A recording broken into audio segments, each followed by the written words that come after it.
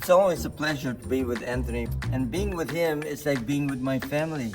I have photographed the San Gennaro Feast twice a year, close to maybe a decade now. Today, we will hear from the owner on why people in Las Vegas have been coming to this feast the past 44 years. Good morning, everyone. I'm so excited this morning. We're going to meet with my friend Vic. He's been taking photos at my festival for a long time, and he's going to interview me today. So I want to welcome and say hello to Vic. Come on, Vic. How are you doing there, What's happening, Anthony? brother? Yeah. What's going on? No, this And we always fine. give good hugs. I learned from someone that when you meet someone, you give them a hug. That was a nice greeting and a hug. Thank you for allowing me to visit you on a very busy day. Let's enlighten the viewers about San Gennaro Feast. But first, let's find out who San Gennaro is and things he had done to become a saint. San Gennaro was the bishop of Benevento, Italy. He was a bishop, and he used to take care of the people in the community by feeding them. He had some prisoners that were priests, and back in 305, they didn't believe in Christ, and he was beheaded for his belief from the Roman Empire. They beheaded him. They picked up his blood. They put him in these two little vials, and to this day, several times a year, and especially on September 19th and the first Sunday of May, it turns into a liquid. And I was there in 2006. I walked with the royal family, and I viewed, it was an eye-opening experience to see the blood that was in a hard form turn into a liquid. So it was a very big experience for me. How did San Gennaro Feast get started? Looks like your family started this event from a while back. So when our forefathers came from Italy and Sicily in the late 1800s and early 1900s, they brought their local religious statues that they believed in from each paese, which is from each city that they came from.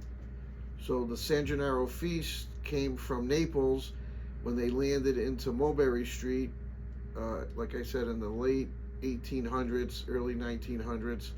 And my great-grandfather, he had a storefront on Mulberry Street, and he used to have a push cart. And back then, they used to just celebrate with the food and music in the community. Where has the San Gennaro Feast brought you? Also, tell us about your observation on how people react on San Gennaro Feast. So where the San Gennaro Feast brought me is we went to Rhode Island in my neighborhood where I grew up, and there was a restaurant for rent. I used to drive by it as a kid every single day. It was across the street from our church, and I took it over in 2016. And my main purpose, my daughter Taylor runs it, and with her boyfriend Artie, and I have staff there that have been with me since I started, and the cooks. And the main purpose is to keep the quality of the Italian culture. I have music there on certain nights of the week, and it's serenading the people as well. They could go to Anthony's Italian, Authentic Italian Cuisine on Facebook or Instagram, or Anthony's Italian Restaurant, Providence, Rhode Island's Federal Hill. There's maybe 40 plus Italian restaurants and other restaurants there, and bakeries. And during COVID, they shut the streets down, and they let us put all entertainment in the street. And the streets were like alfresco dining, and that's what we do here at the festival, that we're, eat in alfresco style, meaning you eat outside, the umbrellas, the atmosphere of the stars and the moon, and we love that, the Italian culture. Florida. And I grew up in Florida. My uncle from Mulberry Street in the 70s, 74, brought the San Gennaro Feast to North Miami Beach. And he started off there. He ran from 74 to 78. Then one of his friends said, hey, there's a big Italian community in Las Vegas. Why don't you bring the San Gennaro Feast here? And that's the poster on the wall, was the first feast that he did. And the stars that he had, and none of them got paid. They did it for their culture. Today it's all about money. But back then we had Tony Bennett, Ernest Borgnine, Pat Cooper, senators used to come. The whole community came. It was just, it's a different feeling back then than it is today. Today I call up people and they go, oh yeah, give me 5,000, I'll walk in the procession. When I went to the royal family in Naples, Italy, they said it's a privilege to walk in the procession, and you should never get paid for it. What do you do to make everything blend with your culture, and where and how do you get these ideas? So for people to come to the feast and experience a love affair with Italy, the passion that I have, I work 7 days a week, months at a time, just to bring this festival together. And when the people flow through the festival, and like I said, I go to Italy, I get the visions of how they live, and I try to bring it here. My streets are tight, just like when you're going through Italy. So you have that warm feeling of everyone's on top of each other, and it's packed, and the people just have that warm, I'm trying to get the name, camaraderie, that you're all together. Even my food court, I have 500 chairs. Everyone from the regular people that go to work to the mayor to the governor, they all eat at my food court. And the same thing, I told the governor once and the mayor, we're all family. This is our community. This is our neighborhood, and we're equal to each other. You are an inspired person with a lot of passion to show off your culture. What is San Gennaro Feast to you? San Gennaro, my whole life is based on San Gennaro. I was born and I loved it as a child. My uncle seen it in me, and I used to sit in the office and I never got paid. He said, never get paid. I'm teaching you, I'm giving you an education, and you got to love what you do. And he's seen it in me. And so from 11 years old to today, I got to thank him for finding that the needle in the golden haystack, he said. That's what he told me. He goes, you're the needle in the golden haystack. He goes, I see it in you, and the passion that I had for being a vendor and helping them for no money. As I take pictures of San Gennaro Feast, I notice different types of entertainment like balladeers walking around and playing to your guests. It's actually very personal. So besides all the food vendors, we do have the accordion players and the guitar players singing to you and serenading to you Italian love songs and Italian old traditional music. That's fun and excitement. So the kids and the families, they dance around while they're eating. They sing love songs to you with the violins. So it's a big atmosphere of Italian culture that we create. Besides Italian vendors, what other cultures do you allow in your event? And there could be Asian restaurants, Mexican restaurants, Greek restaurants, plus the Italian restaurants. So it's a melting pot. We have fair food like zapalas and funnel cakes and beef on the stick and chicken on the stick. So there's just a big variety of food because Vegas is just such a multi-ethnic population of everyone. Customers look for years, that I always try to outdo myself, is definitely have the Italian food and the Italian music. So with the food, definitely number one is sausage and peppers, zapalas. We have chicken dishes, chicken piccata. We have veal dishes. We have cannolis, tiramisu. So when the customers come, they know that they're going to see this type of food at the feast, and especially the Italian music. So I have, like I said before, Ciro Giorgio. He comes from Naples, Italy. He sings all Italian love songs. And then at night, when we get closer, we have Biagio. He brings out the Italian flags, and he's on the stage, and he's singing Italian folk songs and popular Italian music. And then at night, we have local bands, so the people could come out, they dance, and they have a good time. So when you're walking through the streets, just like in Italy, I've been going a lot to see how they celebrate. And we have violin players, we have accordion players that serenade you while you're eating at the food court and throughout the festival. So, and then we have the Puccinello, so he dances around and gets the activity of the kids and the atmosphere of an Italian neighborhood. So we want to talk about what to expect at the festival is that we have over 60 arts and crafters that sell jewelry, crystals, home goods, dog training, people who sell windows and doors. So it's like a fair as well as an Italian festival that I incorporated because Vegas just grew through my era of people moving here, and they sell every type of goods at the festival. And for the children, when I was growing up, we always had carnival rides. So I have the biggest amusement rides at the San Gennaro Feast every year with big rides with merry-go-rounds and Ferris wheels and roller coasters. So the kids come, the whole families. I do parents ride for free on opening night. So the parents get to come with their children. They ride all the rides for free because I go to amusement parks and I like riding with my kids, and there's a lot of memories you could take photos with. So I create that atmosphere that when the kids come and the families come, that they're all excited. And on Sunday night, on Mother's Day of this year, or of every festival in the past, we always do a gigantic fireworks show because I love hearing the kids screaming on the rides, having a good time. I love the fireworks, and they go, woo, and wow, I love those. And then at the end, we do the percussions. I do big, at the end, I make the sky light up, and we hit them with these big percussion bombs. So the people know that, hey, now this is the last night, and that's the grand finale of the festival. I see some blessings and awards hanging in your office, particularly that one on the wall. Will you tell us what they are? So I like to explain the blessings from the Pope.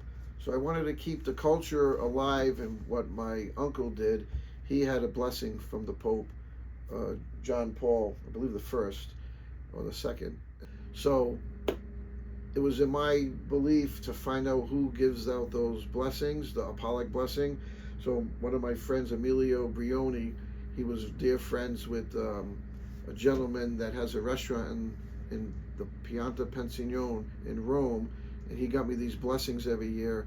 With the first one, John Paul II, and then Pope Benedict, and now with Pope Francis. So they all gave me these awards for keeping, I guess, the Italian culture alive. Or they just, every year when there's a new Pope, I ask, and I will get their blessing. I also have some of your posters dating back in the early 80s with popular names like Tony Bennett and Pat Cooper as Grand Marshals. I remember Pat when I was an entertainer years ago. He was a big headliner. So Mr. Pat Cooper is a famous comedian for decades in Las Vegas, and he was our first Grand Marshal in 1980, and a dear friend of my Uncle Jimmy Palmisano that had the festival. And this year, the Neon Museum, he donated the Flamingos sign, and on May 19th, we're going, I helped sponsor the erection of this to be at the Neon Museum in downtown Las Vegas, because he was a headliner in Las Vegas for decades with Frank Sinatra at Caesar's Palace and other hotels on the Strip, the Flamingo. So the Italian culture loved him. He was a very funny comedian. I loved him. He used to come in my office and tell us jokes, and we always would be in stitches. And he loved to be the Grand Marshal. The last time he was our Grand Marshal was 2019. I believe he passed away a year ago. He was going to be 93, and he was so honored to come and talk on our stage. Besides the blessings given to you by the Vatican popes, you were also given awards by the Italian government. Let's talk about that. During my work, Italy, they recognized what I was doing, and I had a professor come to the feast. He gave me awards. They can't believe that I put so many Italian flags, whether we paint the stands green, white, and red, and I paint them fresh every single feast. All my streamers, I buy brand new every feast, so it's fresh and clean. So they knighted me. So they invited me to come to Italy in 2006, and they knighted me in Catania and in Messina, Sicily. And then in Naples, they had a huge party for me of all these Italian singers through Ciro Giorgio. He has the Art Cafe, and they were all want to come to America, which we brought a few Italian singers from Naples and from Sicily to America to perform. So they knighted me, and I asked them, what's the knighthood for? So it was for keeping the Italian culture alive abroad. So then they said, you're considered a Don. So in England it's a sir, and in Italy they call it Don. So I asked, what does that mean? It just means that you're respected in the community, that you're like a gentleman, you're honorable, and people, I guess, will know, they know you. So then they asked me in 2018 that they made me a cavalier, and the same thing. It's just another step in their history of that they're recognizing me as keeping the Italian culture alive abroad. So I'm honored by having this award, and I've been to Italy now. I went last year, I'm going again this year to learn more and more of the Italian culture. So I'm impressed on how they live and how they live, and the foods that they eat and how they prepare them. And I go meet with the Marcheses, and I ask them questions to see what I could do to make San Gennaro, to glorify him more and more, through Jesus Christ as well. So I wear his the crest in Jesus. So the royal family, I asked them, because I believe my great grandfather was part of the royal family in Sicily. He wears the king's crown, which I'm finding more information. So when you type in royal family Naples, Italy, San Gennaro's crest comes up. So my cousin is a jeweler and a model maker. So I says, can you make me this crest without their permission? So I made it. This is out of gold and silver and diamonds, and I made a whole bunch of replicas, and I had someone bring it to Naples to give it to the Marchesi. So they were honored for it. So I still have a few left. I made different colors, and I just did that out of my bottom of my heart. In New York City, I donated Jesus Christ and St. Francis coat of arms on the church, and then in the back I donated in 2007 San Gennaro to the rectory, which is a photo on the back. The rectory is gone. They sold the church sold the building. That was at 109 Mulberry Street a few years back. Say I was so excited in 2007. Mayor Oscar Goodman, at the time, he gave me the key to the city, and helping with Tony Sackett. He was my ambassador of entertainment for years. And now Mayor Carolyn Goodman, she comes and walks in the procession with us when we're in the city. So it was a great honor that I have on my desk in Florida, that he gave me the key to the city. And I asked him too, what does this mean? What's the symbol? And he just says that people know you, and it opens doors. Like when you need, when you work around the people in the city, or in the fire department, in the police department, they just recognize you, I believe, as a good person. So I was honored to get the key to the city. There are a lot of events and promoters in this town. For those who are doing similar events, what sort of good words and encouragement can you share with them? So for the people who are or promoters, or the culture events that people are looking to do, you got to keep your word. You work every single day. It's just a love of what I do. I leave my family for months. They know that I'm here to put on the Italian cultural event. So I work all year round. I don't get paid until the festival's over. My passion and my love for my Italian culture is impeccable. So I don't stop. I could work every single day, and if it's good or bad, I still go to the next one. So it doesn't make a difference to me. I don't care about, of course we all want to make a living, but I don't look at money. Like when I talk to young kids today, how much money am I going to make? And I tell them, well, how much money are you going to make for us to make you money? So I don't care about a salary or the money. God helps me. I make all these vendors make a living. They trust me. So I don't just get their money and keep it. I put more money into advertising and giving away 10,000 VIP passes. I made 30,000 free $4 off tickets. The seniors, the military, I give them all a discount. So, and the kids are in for free from 4.5 feet and under, because I know the families can't afford to come and pay these expensive prices to come to the food. With today's economy, everything's doubled and tripled to put on an event. You know, not to say what we spend, but we spend 300,000, 400,000, and all the labor to get this taken care of. People don't understand that we have to put a gate. And years ago it was free because the land was free. Advertising, the newspapers used to come out. They embraced the festival.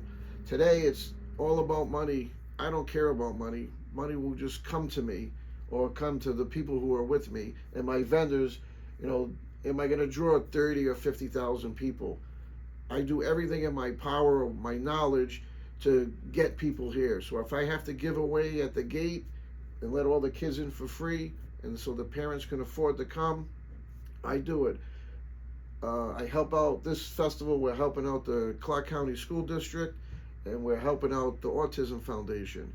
So to give back to the community, I don't like telling people all this and promoting it. I do it within. I'm humble about it, and everyone says, "Oh, you should be telling everyone." Let them tell the people. Years ago, they used to charge us a lot of money to rent the properties.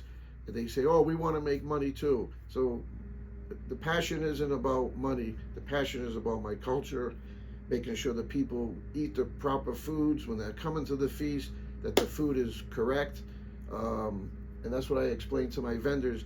Flash is cash, just like when I went to Italy a bunch of times. They all have all the food out in the streets. They smell it, they see it. The key with the Italian culture is fresh, and they're cooking fresh in front of you. I have a restaurant, and my main thing is the quality of the food that I buy, the entertainment. It's not about me making money. It's about me expressing myself to the community. And then money will follow to the young people. Hey, thank you for showing us your passion about the Italian culture. San Gennaro Feast has been sharing the Italian culture in Las Vegas for 44 years.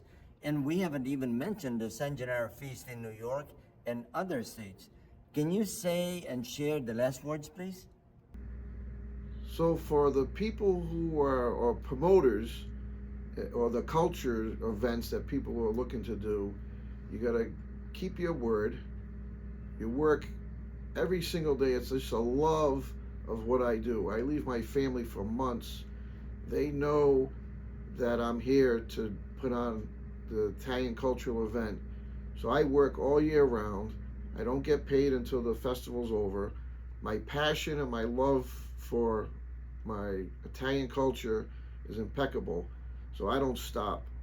I could work every single day, and if it's good or bad, I still go to the next one. So it doesn't make a difference to me. I don't care about, of course we all want to make a living, but I don't look at money. Like when I talk to young kids today, how much money am I going to make? And I tell them, well, how much money are you going to make for us to make you money? So I don't care about a salary or the money. God helps me. I make all these vendors make a living. They trust me. So I don't just get their money and keep it. I put more money into advertising and giving away 10,000 VIP passes. I made 30,000 free ticket, $4 off tickets. The seniors, the military, I give them all a discount.